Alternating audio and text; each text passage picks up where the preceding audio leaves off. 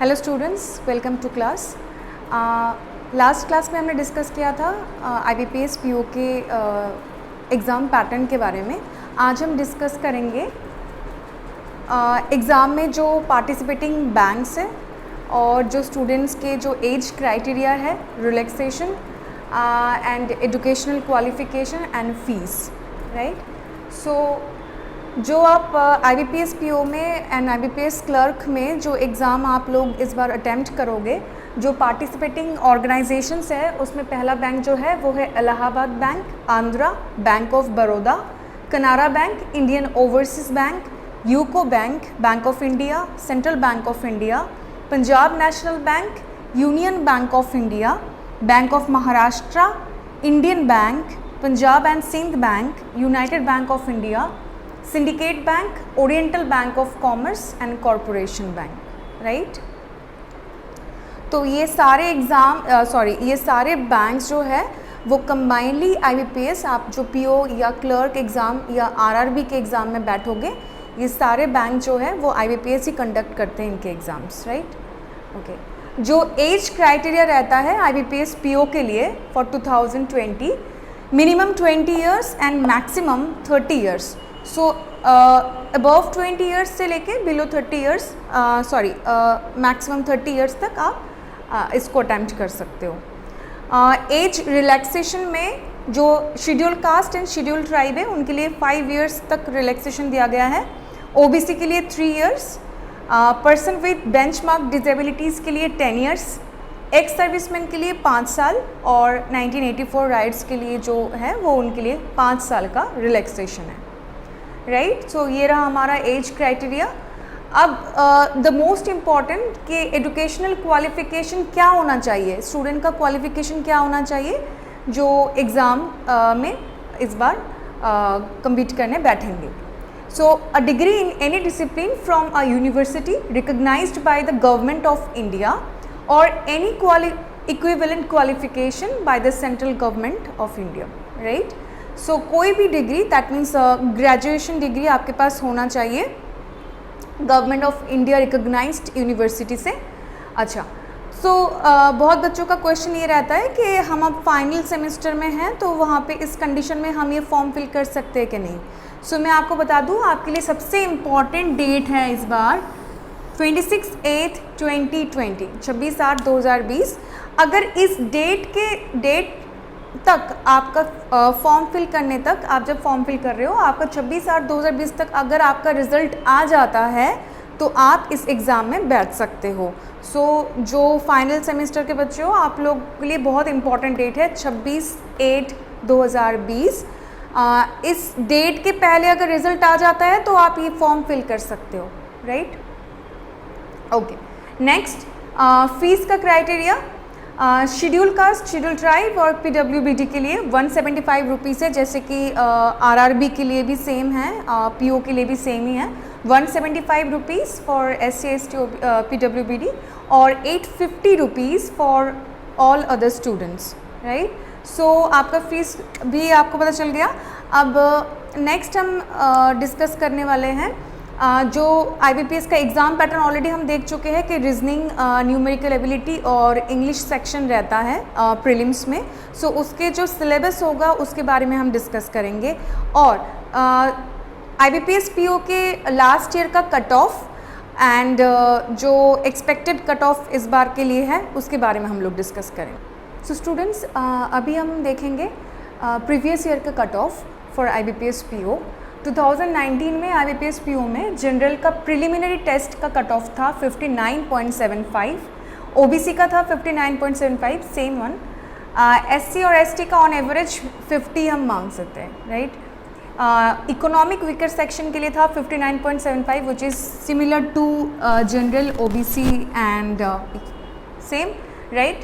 Okay, other categories आप लोग note down कर सकते हो। प्रिलिमिनरी कट ऑफ तो हम मान के चल सकते हैं कि ऑन एवरेज हमें इस बार 62 तक हमें सोचना है कि 62 तक कट ऑफ जा सकता है इस बार। मेंस में अगर मैं पर सब्जेक्ट का कट ऑफ चेक करूं तो तो मेंस में रीजनिंग का कट ऑफ जो मैक्सिमम मार्क्स है वो 60, जो हम ऑलरेडी लास्ट वीडियो में डिस्कस कर चुके हैं।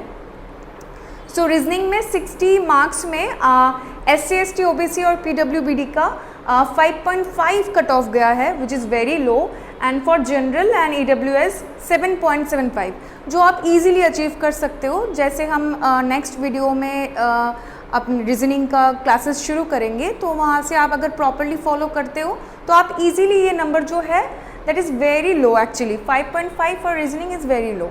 ओके, नेक्स्ट सेक्शन में हम देखते हैं इंग्लिश में 40 मार्क्स में मैक्सिमम मार्क्स 40 है, जो कट ऑफ गया है for SC ST OBC and PWBD 10.75 and for general 14.25। तो हम इसको मान सकते हैं कि इस बार 10.75 से मे बी हो सकता है ये 10 में आए या फिर 0.25 ऐड हो जाए, दैट मीन्स 11 भी हो सकता है या 10 भी हो सकता है, बट ऑन एवरेज हम ये मान के चलते हैं कि 10 के +1 या -1 में चलेगा, right. Next, data analysis and data interpretation में मैक्सिमम मार्क्स 60 है, जिसका कट ऑफ बहुत ही लो गया है। SC ST के लिए 2.5 and for general 5.25। So next, general economy and banking awareness, सबसे इम्पॉर्टेंट टॉपिक जो बच्चे रीजनिंग और मैथ्स में लगे रहते हैं और जनरल अवेयरनेस में थोड़ा वीक होते हैं, सो उनके लिए जो बहुत ध्यान देने वाला टॉपिक है।